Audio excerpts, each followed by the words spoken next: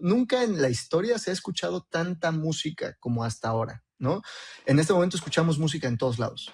Y si ustedes se ponen a pensar como en una realidad de hace 10, de hace 20, de hace 40 años, eso era imposible, ¿no? O sea, el hecho de que tú vayas caminando por la calle y tengas tus audífonos puestos, escuchando música, y pasas por una cafetería y también tienen música, y pasan 4 carros y cada uno tiene canciones distintas. Es muchísima música la que se está consumiendo, ¿no? Muchísima, ¿no? Entonces, creo que la IA de pronto también responde como a o a esta generación, ¿no? Responde a esa hambre, ¿no? De tener música, de tener música para todo. Hola y bienvenidos. Yo soy Jorge Soto y como cada semana hablamos de lo irreversible en los negocios, el mundo y la vida. Estoy con Ricardo Martínez para que esta semana les hablemos de la industria musical. Fíjate, Jorge, que esta industria ha sido apaleada por los cambios tecnológicos tan abruptos que ha habido en las últimas décadas. Y por eso es que se nos hizo un tema súper interesante para poderlo platicar de manera más amplia. Y en esta ocasión tenemos un invitadazo. ¿Nos puedes contar quién es? Claro, mi Rick, mira, estaremos con Miguel Sainz, que ha estado en la industria, bueno, muchísimo tiempo, pero además actualmente es Marketing Director para Latin Iberia en OneRPM, una de las plataformas de distribución musical y marketing musical más grandes del mundo. Viene a contarnos cómo los datos y la inteligencia artificial están transformando esta industria y justo cómo se construye un hit, porque antes lo hacían o la música se movía por el feeling, pero ahora tiene que ver data y tecnología para poder hacerlo. Entonces, bienvenido, Miguel.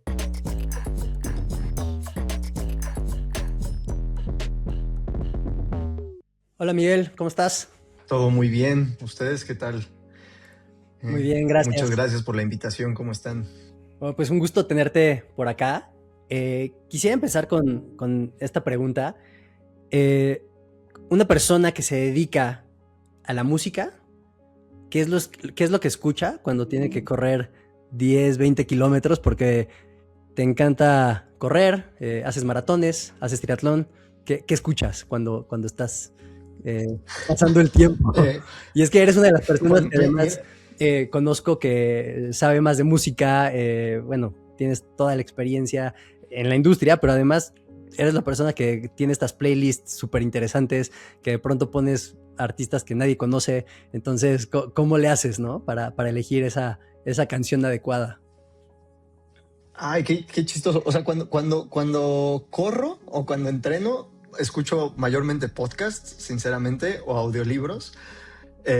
No escucho música. No sé si es porque a esto me dedico y porque de pronto como que la escucha se vuelve distinta, ¿no? O sea, como que me gusta escuchar tal cual. O sea, como que hay un acto de escuchar música que como que respeto mucho. Cuando escucho música realmente es, por ejemplo, cuando voy manejando o cuando, no sé, de pronto estamos en la sala, mi novia y yo, y ponemos un disco y escuchamos. Entonces, sí, eso es lo que escucho realmente. Casi no escucho música mientras corro. Debería de escuchar música mientras corro. Oye, y acabas de decir algo muy loco, pero justo muchas personas seguro escuchan música cuando corren o cuando pasan el rato, ¿no? Pero de pronto para ti es tu chamba. Entonces, ¿cómo es ese proceso de sentarte y ponerte a escuchar música? Sinceramente es raro, creo. O sea, creo que ya es algo que he aprendido como a vivir, digamos, o sea, como a entender que la música, no sé, es muy chistoso. O sea, cuando me preguntaste como la diferencia, de pronto pensaba como cuando estoy caminando en algún lado, ¿no? O sea, como, no sé, estoy caminando en la calle y paso por un café a algún lado y de pronto digo, esa banda, qué chistoso que está sonando esa banda en esta cafetería, en este lugar en particular, ¿no? O sea, como que de pronto mi pensamiento musical se vuelve un poco más como de consumo, justo, como pensar que la música comienza a ser de pronto como un bien de consumo y que de esa manera estamos viviendo la música. Y para mí por eso es el hecho de sentarme a escuchar algo, de pronto lo vuelve como un poquito más romántico, ¿no? Entonces, para mí es eso, como ese respeto, de pronto como el decir, bueno, pues voy a sentarme, voy a escuchar. en lugar de tener la música de fondo, ¿no? Que ya lo platicaremos, pero creo que esa es la mayor distinción y creo que por eso no escucho música cuando corro, porque cuando corro no estoy como poniéndole atención a la música en sí, ¿no? Estoy poniéndole atención a algo tal vez que me hace pasar el tiempo un poco más rápido, es como, o sea, prefiero sentir que alguien me está contando algo y que me está platicando algo a yo tener que escuchar con atención, ¿no? Es distinto, de pronto la escucha activa a la escucha pasiva, ¿no? Entonces creo que es lo que me ha dado de pronto como tanto mi carrera, ¿no? Que estudié producción musical, tal vez desde ahí hasta, bueno, pues ahora que me dedico a la música, pues tal vez como entenderla desde otras maneras. Oye, Miguel, y vemos que tienes más de 12 años ya en este nicho de la música. ¿Cómo fue ese inicio? ¿Qué te llevó ahí? ¿Qué fue lo que te hizo estar dentro? A ver, a ver, ¿qué me hizo empezar en la música? A ver, de pequeño, ¿no? O sea, bueno, cuando yo estaba en la secundaria, creo que la música siempre ha sido como no sé, como ese pequeño, como una relación que creas, ¿no? Desde que estás chico y que evolucionas de distinta manera.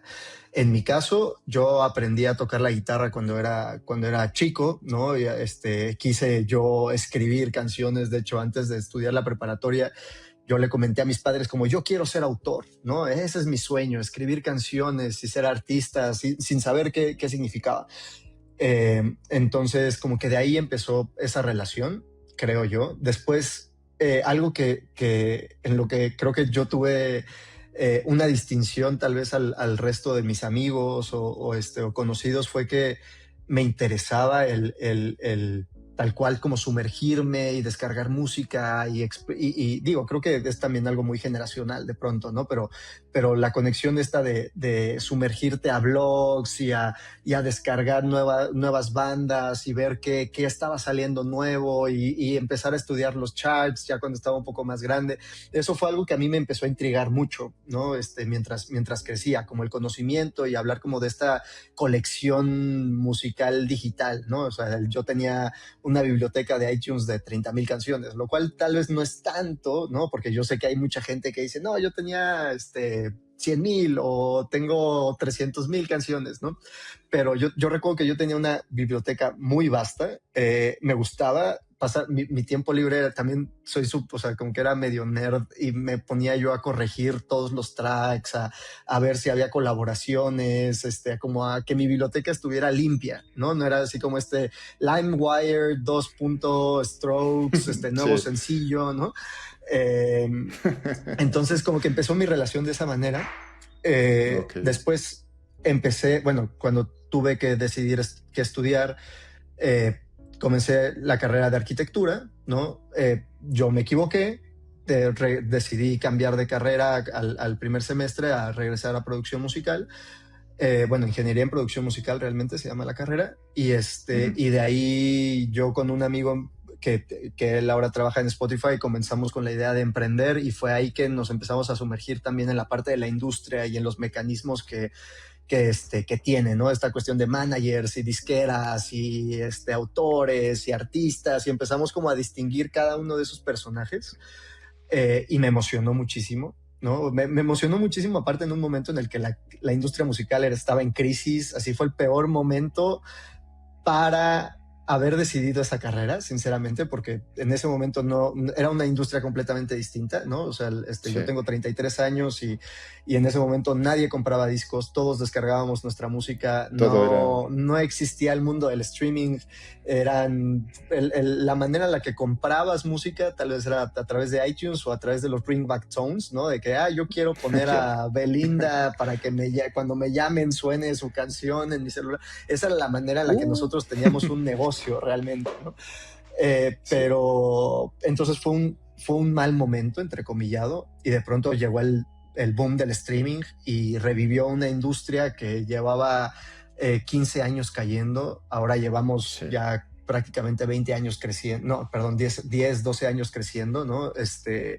Entonces, nada, así fue como yo empecé con ese gusto. No sé si contesté tu pregunta, Rick, pero eso fue lo que a mí me pasó. Oye, No, y sí, no, muy cierto, y creo que entonces ya has tenido varios momentos irreversibles, ¿no? Este momento que dices que cambiaste de carrera, que dijiste, no, por ahí no es. ¿Qué fue eso que tú sentiste o qué viste que dijiste, no, esto no, mejor vámonos al tema de música? ¿Cómo viviste ese proceso ahí del cambio, de decir, sanamente creo que me equivoqué, viene a lo siguiente, ¿no? Y sin miedo. ¿Cómo viviste eso? Uy, creo que fue un proceso como difícil, ¿no? En el sentido de que a mí también la arquitectura me gusta mucho, el arte, como que el arte en general creo que siempre me gustó. Fue más bien como una realidad que me golpeó mientras estudiaba de decir, esto no es. O sea, yo recuerdo mucho el momento en el que decidí no estudiar arquitectura. Fue una madrugada a las 2 o 3 de la mañana en la que estaba yo haciendo una maqueta.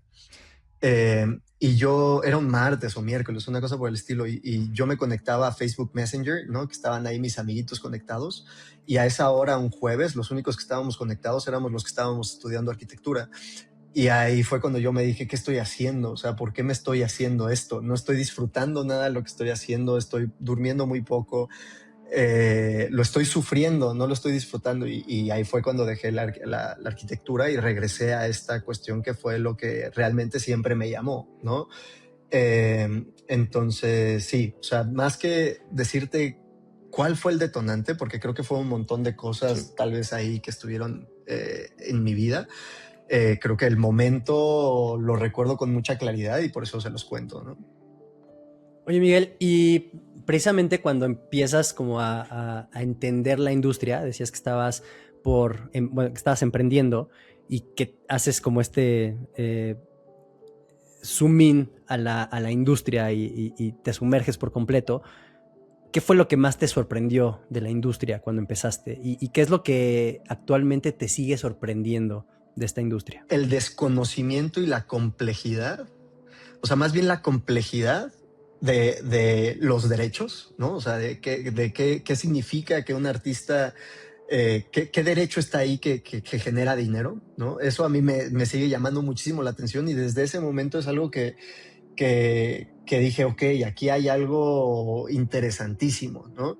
Y ya de la parte también, o sea, eso es como en la parte de negocio y en la parte romántica creo que el ver artistas nuevos, o sea, como el saber que está emergiendo algo, que hay una semillita y que escuchas y dices, wow, esto, aquí hay algo, ¿no? Ese momento es de lo más mágico que a mí me puede pasar, ¿no? El escuchar una canción o escuchar un artista nuevo en vivo, pues, y que te cautive, ¿no? O sea, que te cautive esa palabra así romántica de cuando estás frente a un cuadro y dices, wow, ¿qué onda? ¿Por qué quiero llorar? ¿No? O sea, no entiendo lo que estoy viendo, pero qué lindo.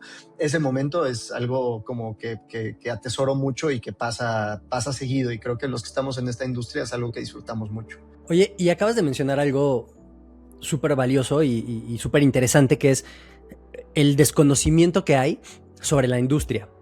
De pronto creo que, al menos en mi caso, mucha gente, yo he visto alguna serie de la de Luis Miguel, la de Juan Gabriel, la de Spotify, ¿no? Y creo que el común denominador es que en algún momento se chingan al artista, ¿no? O sea, algo les pasa y pierden justo control de sus canciones o no le están pagando suficiente y como que es este común denominador. Me gustaría que nos platicaras un poquito de cómo funciona la industria musical, porque creo que hay bastante desconocimiento al respecto. Sí, creo que tampoco se trate o sea, creo que no es un tema de artista contra la industria, ¿no? Creo que ese es el drama que más funciona tal vez en series o en películas como las que acabas de mencionar. Creo que a todos nos divierte saber cuando, no sé, Juan Gabriel se peleó con su disquera o Juan Gabriel recuperó los derechos, ¿no? Es como una parte como heroica, así como, sí, que viva el arte y que viva el artista. Pero creo que aquí al final... pues no todo, o sea, todos no podemos saber de todo, ¿no? Y si algo creo es que un artista es muy difícil que sepa de derecho y que sepa de finanzas y que sepa de marketing, ¿no? Y en esto, pues hay un negocio, ¿no? Pues el negocio del entretenimiento ya tiene, no sé, 100 años, ¿no? Incluso mucho más tiempo de existir. El hecho de que la gente escuche radio o que la gente decida ver la televisión o decida asistir a un concierto y pagar por él, incluso como comprar una partitura para tocar una canción. Eso ya era industria musical, ¿no? Solamente que se ha ido, se ha ido complicando, complejizando por todos los nuevos actores, ¿no? O sea, todo lo digital y ahora Spotify y ahora cómo cobramos esto y Apple Music y YouTube y pum, pum, pum. De pronto empiezan a haber un montón de actores que lo van acomplejizando y acomplejizando. Entonces, creo que nuestro rol como industria musical es aprovecharnos o actores en la industria musical es aprovecharnos de esta industria del entretenimiento, de esta necesidad de entretenimiento, ¿no?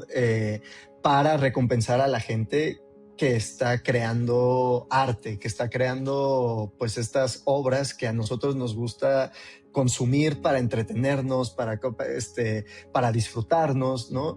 De eso se trata la industria musical. Y ya como de una manera más técnica es una cuestión de recaudación de derechos, ¿no? Es el entender que una obra musical o teatral o cinematográfica genera un derecho, ¿no? Genera un derecho o genera varios derechos y nuestro rol como industria musical es recaudar esos derechos, ¿no? De la explotación de las obras y pagarle a los artistas o a los autores para que ellos puedan vivir de esto. Eso a grandes rasgos, digamos, que significa lo que es la industria musical hoy en día. OneRPM es una empresa de tecnología, ¿no? Que surge justamente de esta novela que cuenta Jorge, ¿no? De esta novela en la que pocos agentes controlan la industria musical, ¿no? Es una industria completamente monopolizada, ¿no? O hay pocas personas o pocas empresas que controlan lo que la gente quiere consumir.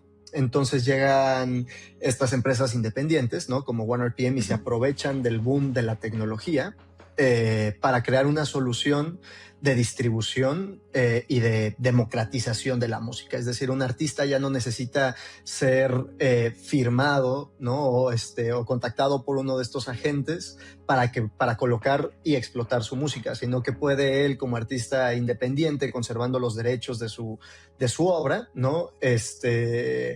Pues puede él poner su música en las plataformas de streaming y y cuando se le escuche, ser pagado por ello, ¿no? Entonces OneRPM es una empresa justamente de distribución y de explotación de estas obras, de recaudación, para que los artistas que están allá afuera, bueno, pues puedan ser recompensados por su música. Ahora, lo que nosotros hacemos, ¿no? O sea, OneRPM no solamente distribuye el contenido, esa es la parte como técnica, sino que tenemos un agente de marketing, ¿no? Y de nuevos servicios, digamos, musicales en los que nosotros le ofrecemos a los artistas pues este brazo, ¿no? Este músculo para que no solamente pongan su música allá afuera, sino les ayudamos a distinguirse y a que puedan formar un negocio de esto, ¿no? Que yo creo que es la principal filosofía de la empresa, el mostrarle a los artistas que esto es una empresa de la cual, o sea, su música es la empresa de la cual ellos pueden vivir. Ok, oye, ahí entonces ahorita está funcionando como un híbrido, ¿no? Entre un sello musical, una distribuidora, así a nivel global. ¿Cómo peleas en este lado de la distribución con la granularidad que te generan tantas plataformas y tantas formas de hacerle llegar al público en general el arte, la música? ¿Eso cómo lo han atacado? Creo que ahí hay ¿A qué te refieres con complejo. la granularidad? O sea, hay demasiadas formas de llegarle al público, al público, ¿no? ¿Cómo ustedes ayudan al artista a que con tantas opciones donde puedes llegarle al público tengan esa claridad de dónde sí y dónde no? ¿Cómo les ha ido con ello? Es una gran pregunta. Se suben más de 100,000 canciones al día, ¿no? Hay un montón de contenido, hay un montón de música allá afuera. Entonces, lo que nosotros hacemos con el artista es entenderlo y darle herramientas de especialización, comenzando, o sea, digamos como las herramientas que utiliza un artista que hace regional mexicano es muy distinta a a las herramientas que necesita un artista de vallenato popular, digamos, mercadológicamente, ¿no?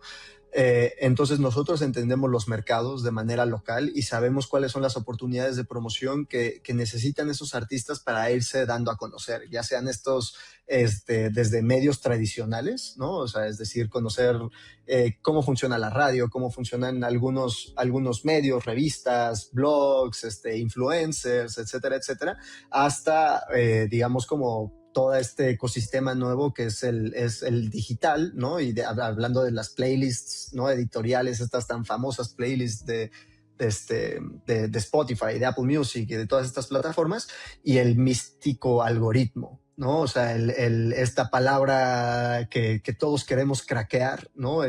Como y entender para que mi música se recomiende frente a estas otras canciones, ¿no? Bueno, pues ese es nuestro trabajo, el como entenderlo, el hipotetizar muchas veces, ¿no? O sea, el decir, ok, yo creo esto, probarlo, estarlo probando para saber qué es lo que funciona.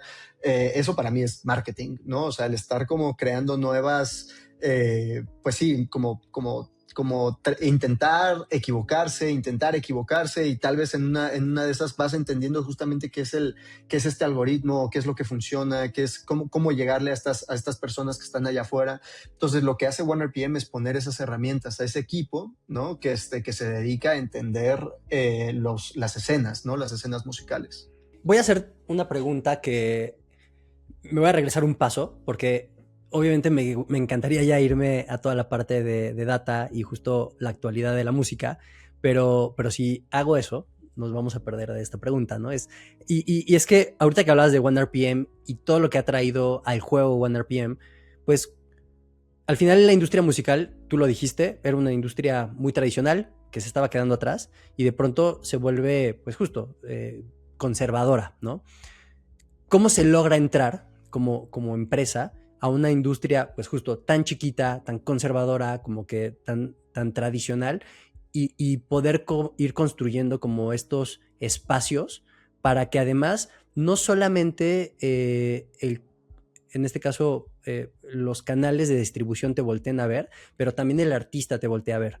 La historia de OneRPM es súper linda, a mi parecer, ¿no? Es una empresa que comienza en Brasil, la funda un estadounidense justamente como arrancando en Brasil y Estados Unidos en paralelo, porque él gusta de la cultura brasileña y se da cuenta que hay un mercado que no está cubierto aún por estos jugadores tradicionales, ¿no? Las llamadas como majors, que son disqueras convencionales, tradicionales, ¿no? Que llevan en el juego 100 años, ¿no? Eh, entonces él se da cuenta que existen estos fenómenos culturales que no están siendo atendidos, particularmente en las favelas, ¿no? La música de la favela, que es el hip hop, que es la música de funky, ¿no? La música urbana como tal, como esa música de barrio, es como un nicho súper desatendido. Entonces él va y comienza a trabajar con estos artistas, ¿no? Que además tienen una audiencia inmensa, ¿no? Solamente que no les prestábamos atención. No sé si ustedes lo hayan notado. Yo lo he notado como, al menos en México, por ejemplo, el hip hop tiene mucho tiempo de existir, ¿no? O sea, yo creo que tiene más años de los que yo, el hip hop mexicano, ¿no? Hablando. Pero apenas empezamos a ver estas figuras como comienzan a tener como como este protagonismo, porque antes estaban súper descuidados, a nadie le interesaba trabajar con esta música como más arriesgada, ¿no? Como llegarle al barrio. Yo creo que lo que pasó es que antes la música que se consumía a través de CDs, ¿no? De viniles, y la gente que compraba esa música eran de extractos un poco más acomodados, digamos, ¿no? O sea, los que podían darse ese lujo escuchaban una música pop, una música un poco más fresa, ¿no? Entre comillas. Y de pronto la revolución digital lo que hace es democratizar el consumo, ¿no? Es decir, oye, a mí no me importa escuchar a ese artista pop, yo quiero escuchar a este artista de hip hop con el cual yo me identifico mucho más, con su historia, me identifico más con su personaje. ¿Y qué crees? No necesito comprar un disco, solamente necesito ponerlo en YouTube, ¡pum!, ¿no? y comienza a explotar una escena que estaba completamente otra vez desatendida, ¿no? Y así fue como OneRPM comenzó a crecer tan rápido, ¿no? O sea, atendiendo pues estas escenas que otros jugadores no estaban atendiendo. En México comenzamos de esa manera también y en Latinoamérica, o sea, a ver estas escenas que no solamente el hip hop, estoy hablando también del regional mexicano, por ejemplo, ¿no? Que como escenas que tal vez no entendían otras empresas y que dijimos, no, pero ahí hay música y ahí hay audiencia, ¿no? ¿Por qué no les estamos prestando atención? Y ahí fue cuando OneRPM comienza justamente como a involucrarse con estas escenas, ¿no? De pronto yo, chavillo fresa de Ciudad de México, pues yo no tenía ni idea del hip hop y pues tuve que aprender, ¿no? O sea, tuve que aprender, tuve que escuchar, ahora me gusta, entiendo como ciertos lenguajes, entiendo como las diferentes escenas, ¿no? Creo que ese atrevimiento, ese riesgo fue lo que hizo a OneRPM diferenciarse y ser la empresa que es ahora. Sobre ello, Miguel, ¿cuáles fueron como los puntos de choque más fuertes con los que te encontraste? O sea, porque estabas viendo y están abriendo nichos diferentes que las grandes distribuidoras no estaban atacando. ¿Qué ha sido lo que más fuerte dices? Oye, esto ha sido uno de los stoppers que la realidad sí han sido un problema para ir ayudando a estos mercados emergentes musicales, ¿no? O sea, ¿a qué te has Sí. enfrentado? Creo que el desconocimiento, ¿no? Ok. Que los artistas al principio, cuando yo comencé a trabajar en esto, no entendían lo que significaba el mundo digital. Entonces muchos artistas llegaban y veían a estas plataformas, ¿no? A YouTube y Spotify como herramientas promocionales, puramente promocionales. Lo que ellos veían las veían como vehículos para vender shows, ¿no? Ya. Entonces tú les decías como, ok, o sea, pero o sea, detente ahí un rato, o sea, detente y que yo te quiero explicar que esto está generando muchísimo dinero. Alguien más lo está cobrando, no eres tú, ¿no? Alguien más lo está cobrando. Y tú tienes que cobrarlo, ¿no? Entonces yo creo que ese trabajo de educación no solamente fue nuestro, o sea, hubo muchas empresas que también hicieron ese trabajo de estar educando, ¿no? Incluyendo las plataformas, las plataformas de streaming. Yo creo que esa fue la mayor resistencia que tuvimos al inicio, ¿no? Por un lado el desconocimiento y por otro lado como la desconfianza, ¿no? O sea, y tal vez tiene que ver con lo que menciona Jorge de esta novela de la industria es la mala y yo soy artista independiente y ustedes lo que quieren es robarme y chingarme, ¿no? Y es como, no, de verdad te queremos ayudar, ¿no? O sea, queremos lo mismo que tú. El artista vivía con esta imagen. Creo que todavía hay muchos artistas que como que no creen en la industria. Creo que también tengo muchas experiencias de muchos amigos artistas que han sido como aprovechados, ¿no? O sea, como que firmaron contratos horrorosos y eso, bueno, pues no sé, obviamente hay una responsabilidad de ellos, ¿no? Al no asesorarse, pero creo que esas historias son las que han perjudicado el que muchos artistas puedan construir el negocio que pueden, ¿no? Entonces yo creo que esas dos fueron los principales como retos que tuvimos al inicio.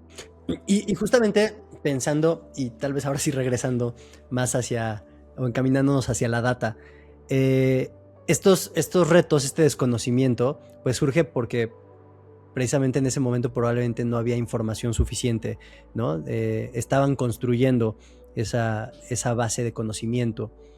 Y hoy ¿dónde está el valor? El foco sigue estando en la música, en esta construcción artística, o ahora empieza a haber una transición hacia no solamente el arte, o en este caso esta canción hecha por un artista emergente, sino por cómo se está desarrollando este conocimiento de datos y esta construcción de comunidades que básicamente ya te permiten pues empaquetar un producto. Sí, creo que ahora distribuir música es muy sencillo, ¿no? Y como dices, o bueno, no sé si te lo estoy entendiendo bien, Jorge, pero comienza a ser un diferenciador, comienza a no ser un diferenciador, mejor dicho, ¿no? O sea, ya tienes que jugar de otra manera. Creo que un reto que tenemos todas las industrias es justamente la interpretación de datos y la crosslateralización, ¿no? La relación de estos mismos datos, porque algo creo que para bien y para mal que tenemos todos es un chingo de data, un chingo de números por todos lados, ¿no? Por absolutamente todos lados, ¿no? O sea, te metes a las cuentas de estos artistas y hay streams por día, por territorio, hay revenue, hay bla, bla, bla. Ahí empiezan a haber muchísimos data points, ¿no? Entre las plataformas no se tocan, ¿no? O sea, no puedes saber de qué manera Spotify alteró Meta, entonces tú tienes que crear esa manera, ¿no? O sea, como los views de YouTube de pronto, ¿qué fue primero? ¿El éxito en TikTok o el éxito en YouTube? Y empezar a generar como estas hipótesis y empezar a ver la data y empezar a ver las gráficas y compararlas. Y creo que uno de los retos que ahora tenemos es justamente eso, ¿no? O sea, como el parar y empezar a decidir cómo interpretar esa data, ¿no? ¿Qué otra data también hay afuera que no es tan obvia tal vez, ¿no? Necesitamos traer a la mesa para discutir, ¿no? No sé, pienso por ejemplo, hace poco tuvimos una conversación interesante alrededor de un artista como de, bueno, ¿y dónde lo posicionamos, ¿no? Y vimos las playlists en las cuales se escucha este artista, y venían muchas playlists como de bienestar y muchas playlists como de yoga y wellness, ¿no? Y es como, ok, ¿no? Esto cómo se transforma en un plan de marketing, cómo este conocimiento que tal es un poco subjetivo, pero que viene de una serie de datos, la conviertes en algo mucho más tangible, ¿no? Entonces creo que el reto se convierte en eso, o sea, cómo tu empresa y tu persona transformas todos estos datos en ejecutables. Y creo aún más con todo este tema de la IA, ¿no? O sea, el hecho, o sea, de pronto he visto a amigos así o a profesionales, yo también lo he hecho de, a ver, descríbeme, Jorge Soto va a lanzar una canción, dime cuál es su persona, dime cuáles son sus mercados, y la IA es increíble dándote una definición de quién es Jorge o quién es cualquier artista. Y de pronto dices, no me está diciendo nada nuevo, ¿no? O sea, como que sí, el robot increíble me está dando un resumen, pero ¿esto de qué me sirve? O sea, solamente como que añade de pronto mucho más ruido. Entonces el valor, yo creo, está en realmente la interpretación de esta información hacia algo más práctico, hacia algo mucho más ejecutable, ¿no? Creo que ese ha sido el reto más grande que tenemos, igual al identificar artistas, o sea, tanto para promocionar como para identificar artistas nuevos, ¿no? Hay un montón de data que puedes ver para saber qué artistas están volviéndose virales, ¿no? O sea, nuestro equipo como de AIRs, que son estas personas que van y buscan al talento, están viendo plataformas que les muestran qué artistas están reventando, ¿no? Y esa información la cruzan con otras cosas. Entonces se vuelve como una carrera a ver quién interpreta de manera más rápida y correcta esa información que está ahí afuera. Yo creo que ese comienza a ser como el principal diferenciador. ¿Y qué herramientas también implementas para esta interpretación de data, ¿no? Otra vez, como el cómo relacionas la data que tú estás viendo de Spotify con la data que tú estás viendo de TikTok, ¿no? Y con la data que te da otra plataforma ahí afuera, ¿no? Que tal vez te da otro tipo de insights. Yo creo que ese es el reto. Ahorita, con todo lo que comentaste, es mucho los datos del lado de negocio, ¿no? Que hay que entenderlo, hay que ver cómo distribuir, etcétera, etcétera. Pero hablando de data hacia el lado artístico, ¿qué piensas al respecto? ¿Y a qué me refiero? Se ha visto que últimamente muchos algoritmos te ayudan a entender cómo están los mercados, y después sobre ello el artista empieza a generar cierto tipo de música para decir, mira, es que esto va a pegar no sé, en tal mes, porque son las fiestas de tal cosa, y ya empiezan a generar el arte o la música enfocados a ello. ¿Cómo ves este tema en cuanto a el arte? Porque ahí sigue siendo arte o ya estamos realmente cambiando data a música, casi ya sin este feeling de generar algo artístico? Y sumando a ¿Cómo esto, ves Rick, eso? sumando a esto, nada más antes de que hable Miki, justo también como la música que ya se está construyendo pensando en TikTok, ¿no? En cómo lo hago viralizable. O sea, ya no me importa lo que voy a expresar. Lo que me importa es que la canción tenga un momento que pueda entrar en TikTok y que lo escuchen un montón de personas, ¿no? Entonces también eso es como, ¿y dónde queda ese amor, ¿no? Ese romance de la canción, ese feeling, ¿no? Creo que es algo súper real, algo que está pasando, ¿no? Y es algo que también está siendo estudiado. Por ejemplo, el ejemplo como más claro que yo tengo es la duración de las canciones, ¿no? Ujú. Las canciones a través del tiempo, ¿no? En los últimos 40 años tienden a ser cada vez más cortas. No sé si ustedes se han fijado en eso, ¿no? O sea, como hay canciones de 2 minutos, 2 minutos y medio, ¿no?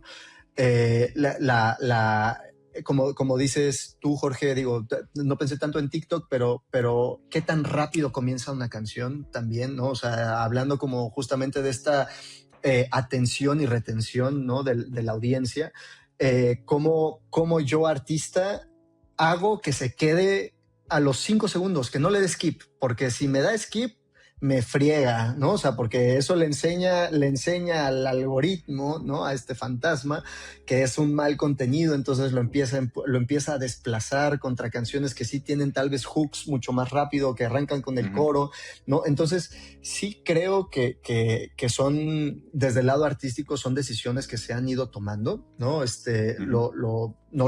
No porque lo vea tan tangiblemente, sino pues ahí está la data, ¿no? La data muestra que más canciones se vuelven más cortas, que más canciones arrancan con el coro, entre muchas otras cosas, ¿no? Olvídense de los solos, ¿no? O sea, como que ya comienzan a hacer decisiones creativas, artísticas, debido Exacto. a una tendencia de recomendación algorítmica, ¿no? Ahora, yo creo que es una tendencia como, entre comillas, no quiero decir peligrosa, pero sí quiero decir peligrosa, ¿no? O sea, pero voy a decir peligrosa, porque creo que entonces la música tiende a ser parecida bajo esa misma premisa. Y no solamente la música, ¿no? O sea, creo que todo lo que consumimos y todas las decisiones que tomamos comienzan a ser similares. No sé con quién hablaba, por ejemplo, el tema de las cafeterías, ¿no? Hay un libro muy interesante que se llama Filter Wolf. Ahora, después les paso la liga, el nombre correcto, pero hablaba justamente de cómo todas nuestras decisiones están influidas por un algoritmo, ¿no? Y por una mano invisible algorítmica, ¿no? Y decía, como un ejemplo son las cafeterías de moda, ¿no? O sea, si tú ves un teléfono colgando y madera y como esta esencia como moderna, hipster, esa misma cafetería te la puedes encontrar en Ciudad de México, Tokio, Londres o Sydney, ¿no? Es la misma estética, y es porque eso es lo que hemos encontrado tal vez en Pinterest, ¿no? Y que nos gusta, y por lo tanto ese es el tipo el tipo de cosas que consumimos. Creo que la música y el contenido es exactamente lo mismo, ¿no? Nosotros estamos como caminando hacia una como, no sé, como homogenización del contenido que consumimos, ¿no? Pero por tanto también es interesante cuando el artista se arriesga, ¿no? Cuando el productor y el artista dicen, voy a aventarles esto nuevo y que te brinque. Al final, nuestro cerebro está diseñado también para reconocer patrones y salir y alertarnos cuando hay algo fuera del patrón, ¿no? Y eso es interesante también, o sea, es cuando tú escuchas algo distinto, ¿no? Y sé que tal vez en su mente están apareciendo artistas, ¿no? Que dicen, claro, es que este artista o este artista está haciendo algo completamente distinto y atrevido, y ¿qué creen? Les funciona, ¿no?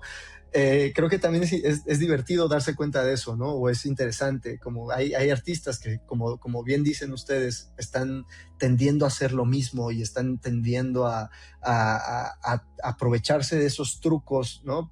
De recomendación, y hay otros artistas que dicen, no, aquí lo que yo quiero es hacer algo distinto, es como reconectar con raíces, es atreverme, es rescatar como ciertos sonidos.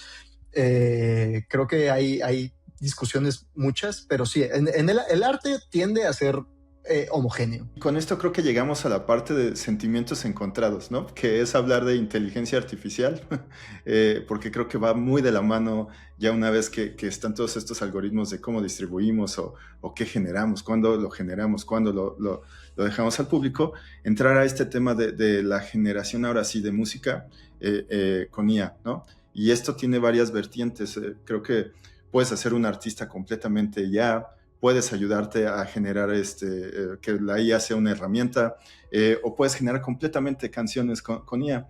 ¿Tú cómo ves a la IA? ¿La ves como una herramienta, como una parte de ayuda de cierta forma, o la ves en contra? ¿Qué sentimiento tienes al respecto? ¿Lo han intentado? ¿Han escuchado artistas de IA?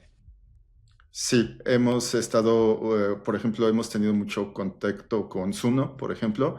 Hemos estado viendo cómo generar todo ese tipo de música. La realidad es que, un poco conectando con lo que dices, he visto yo un patrón, al menos como de que son muy similares. O sea, aunque tú estás prompteando y viendo cosas, o sea, como de, hazme, no sé, rock alternativo de tal forma, tienden a tener un patrón similar. Eso es lo que Claro. poco o mucho uso he estado como viendo. Veo que también a veces el utilizarlo como herramienta sirve mucho para sacar como, mira, prompté que me sacara una canción, me gustó cómo está esta batería, haces el split y ya el artista ocupa nada más esa partecita de la canción.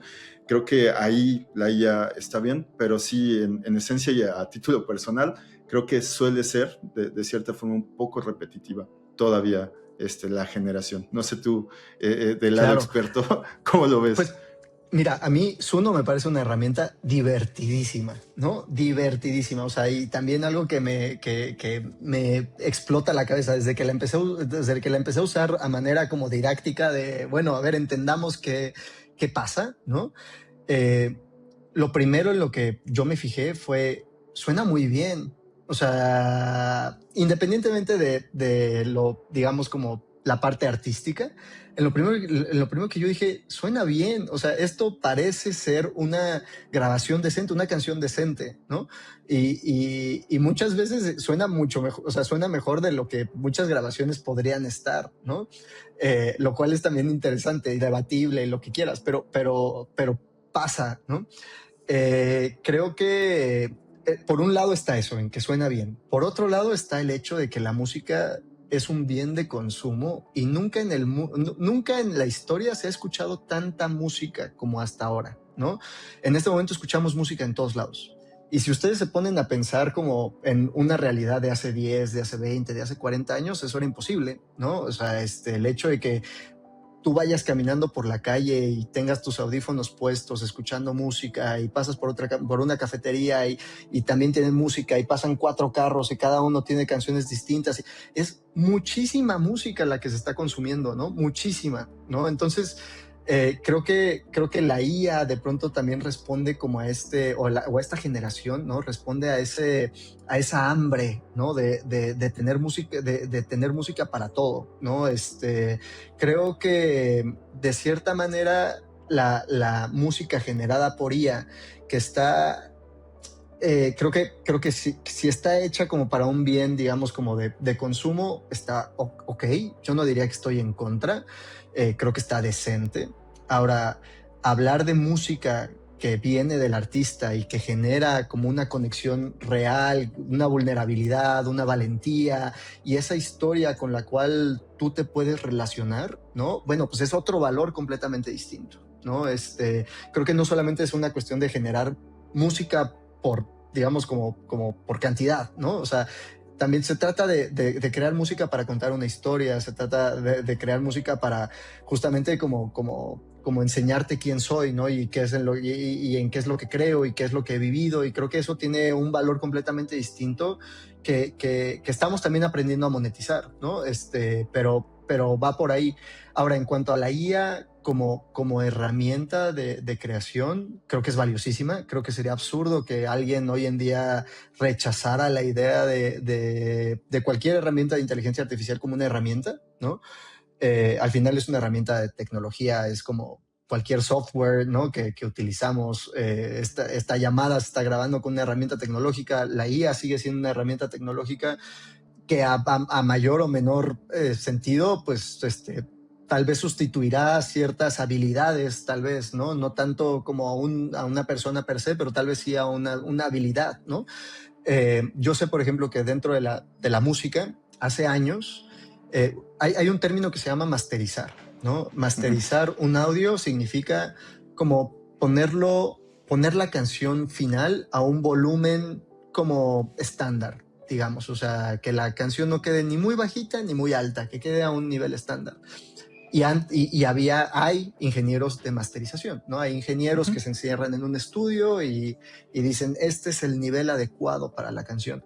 Y hace algunos años, la verdad es que la mayoría de los artistas que yo conozco masterizan todo por herramientas de software, ¿no? O herramientas online. Ya no contratan tal vez a un ingeniero por costos, por rapidez, por control, ¿no?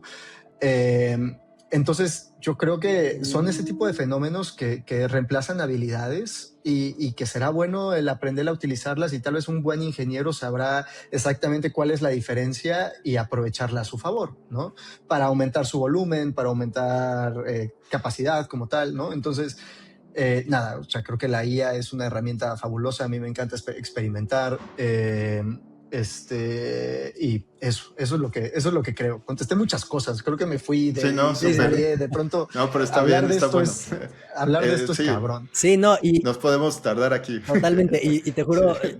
tengo 3, 4 preguntas que quiero hacer y que estoy viendo cómo unificar en una sola.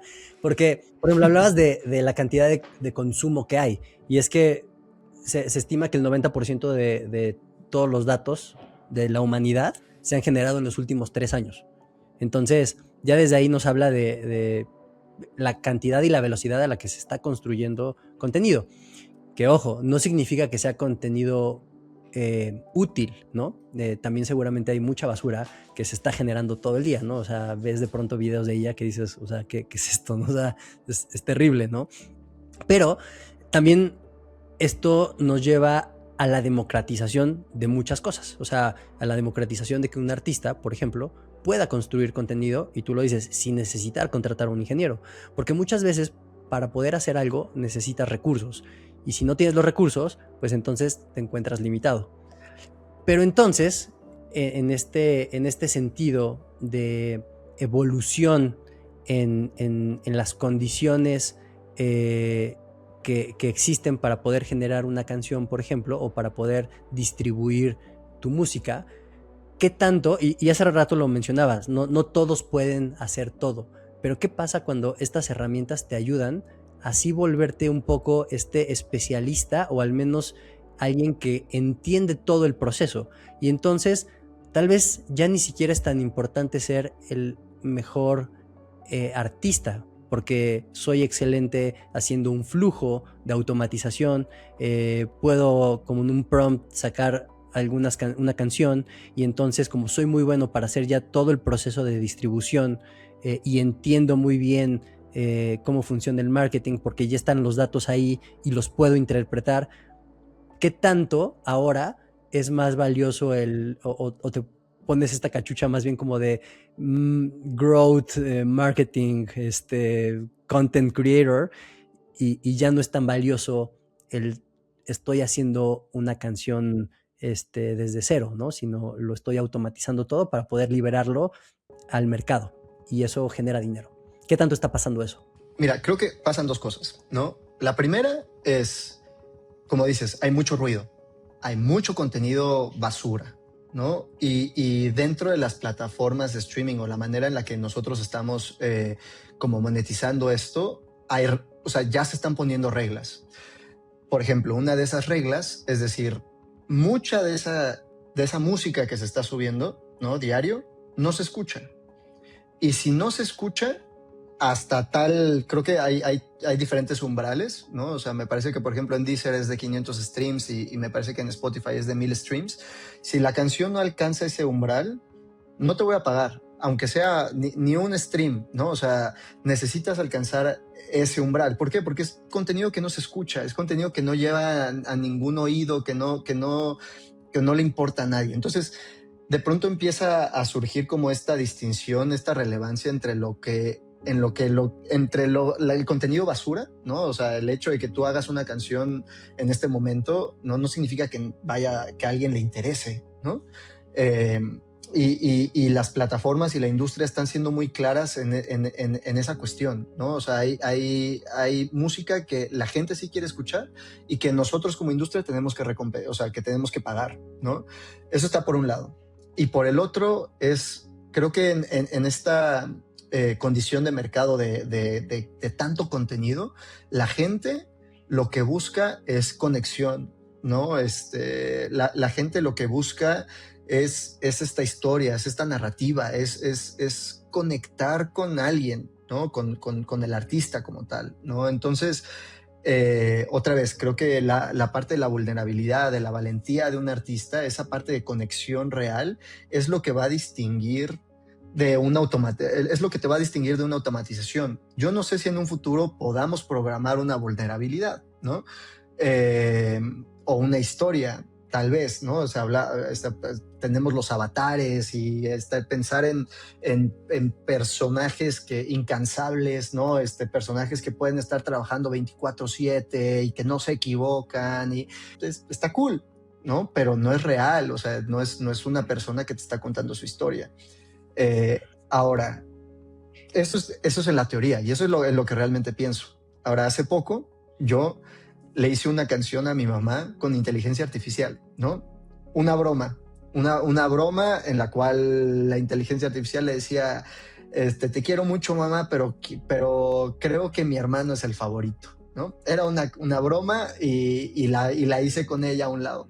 Y se la envié a mi papá y mi papá se enojó, ¿no? Se enojó y se preocupó. Entonces aquí lo que quiero decir es, esa canción lo hizo sentir algo, ¿no? Lo hizo sentir lo que sea, y creo que eso para mí fue una revelación interesantísima también, ¿no? O sea, dije, esta canción que está generada con inteligencia artificial, que hice yo en 5 minutos y que fue una broma, hizo sentir algo a mi papá y probablemente hizo sentir algo a muchas otras personas, ¿no? O sea, que le llegaron a escuchar como una broma. Claro. Entonces yo de pronto me encuentro como en esa... como en ese enfrentamiento, ¿no? Ok, ¿será que la IA de pronto nos haga sentir, ¿no? O sea, que la IA, el arte generado por inteligencia artificial nos haga sentir lo mismo que nos hace sentir una historia, que nos hace sentir esta vulnerabilidad. Eso será un problema para el futuro, ¿no? Pero esto para mí son debates súper interesantes. Es en el momento en el que las personas van a dejar de diferenciar cuál fue el creador, ¿no? Y al final del día va a hacerte sentir algo, ¿no? Eso creo que, no sé, me atrevo a decir que no falta mucho en algunos de los nichos. Claro. Y pero por otro, o sea, pero a esto, ¿no? Hay un término en la industria que se puso de moda hace como 2 años que se llama superfan, ¿no? ¿Qué es el superfan? El superfan es aquella persona superfan, ¿no? Existe el fan y existe el superfan. El caso es que está demostrado que hay un conjunto de personas que te escuchan y que están dispuestas a gastar más por ti, ¿no? Que están dispuestas a comprar tus playeras y tus viniles y ir a todos tus conciertos y bla, bla. Y ahí hay un valor, por ejemplo, que tal vez los artistas, los avatares, ¿no? Tal vez no logren capturar, ¿no? Porque, digo, hasta este momento no tenemos todavía un show de un avatar. Bueno, sí tenemos shows de avatares y de hologramas. Gorilas. Sí, Gorilas y ABBA ahora tienen una gira en Inglaterra, ¿no?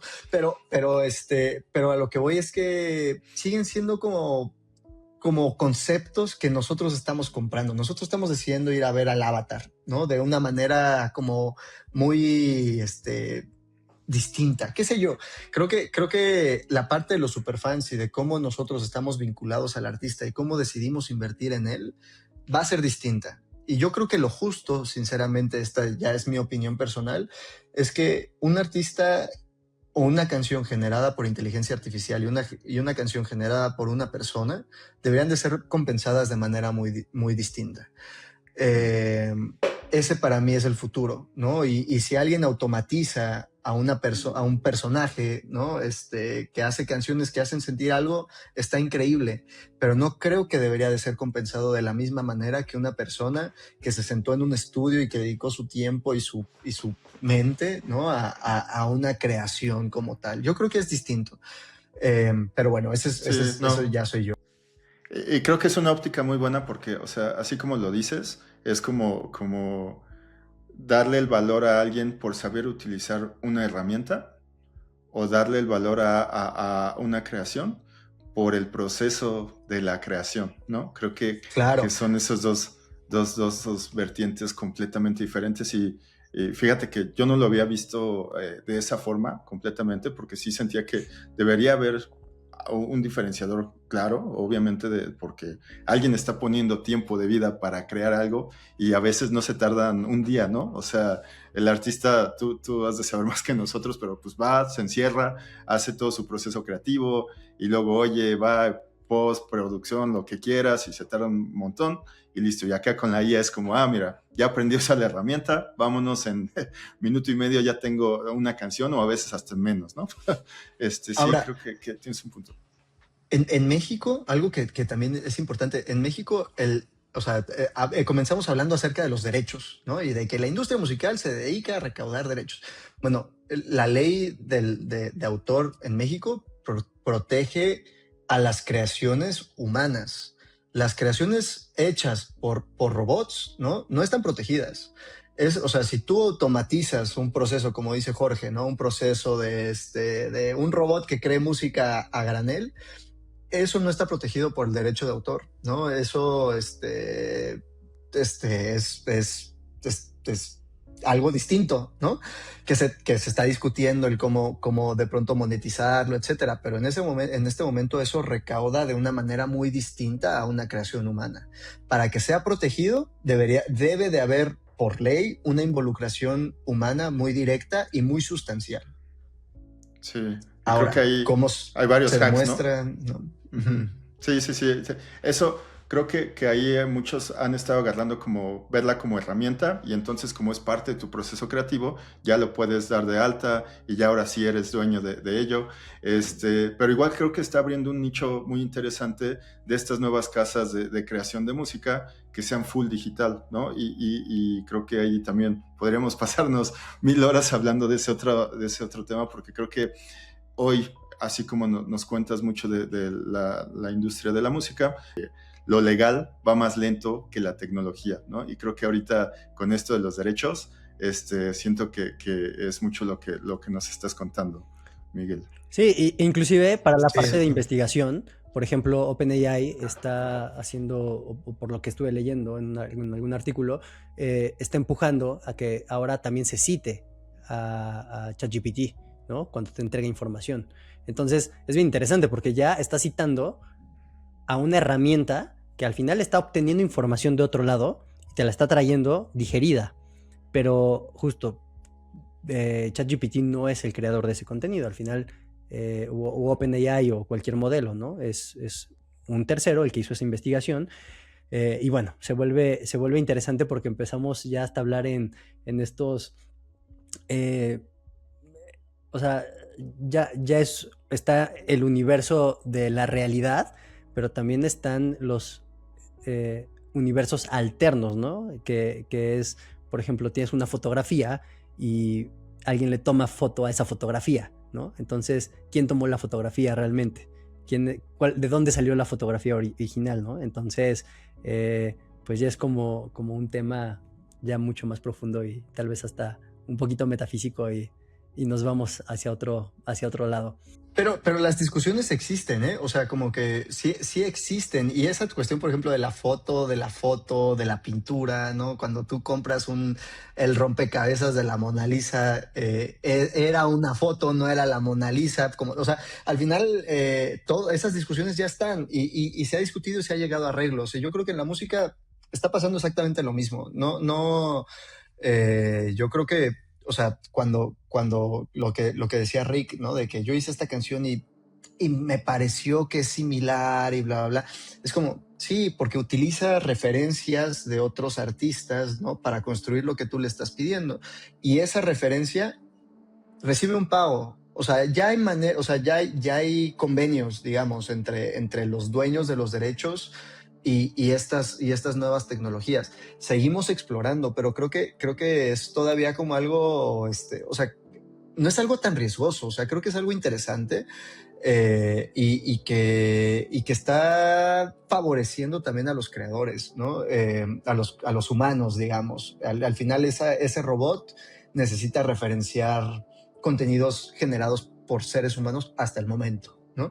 Eventualmente habrá muchas referencias también generadas por inteligencia artificial, pero eso ya sabemos cómo es, ¿no? O sea, también en los prompts que yo utilizo les digo, no utilices documentos generados por IA, porque eso es el robot alimentándose a sí mismo, ¿no? Llegas a cuestiones de ciencia ficción absurdas. Oye, Miguel, pues primero que nada, muchas gracias por tu tiempo. Ya para ir cerrando, quisiera hacerte una última pregunta. Eh, ¿Cuál ha sido tu momento irreversible en la vida? Creo que el momento más irreversible, para mí ha sido mi cambio de carrera. No, creo que fue algo que tanto personal como profesionalmente me definió. Lo recuerdo con mucho cariño, lo recuerdo con mucha también como nostalgia, ¿no? Hice muchos amigos en arquitectura, y no sé, como que es lindo, y también como que siempre, no sé si a ustedes les pase, pero también como que me visualizo y digo, ¿qué hubiera sido? ¿No? ¿Qué hubiera sido de ese Miguel que tal vez no hubiera tenido producción musical y artistas y hubiera estado ahí dibujando edificios, ¿no? Creo que ese ha sido el momento más irreversible. Buenísimo. Pues nuevamente, Miguel, muchísimas gracias por tu tiempo. Apreciamos mucho que estés aquí y fue una sesión increíble, mucho aprendizaje sobre la industria musical, sobre ti, y bueno, pues esperemos que se repita. Listo, muchas Muchísimas gracias. gracias. Tomar acción es irreversible.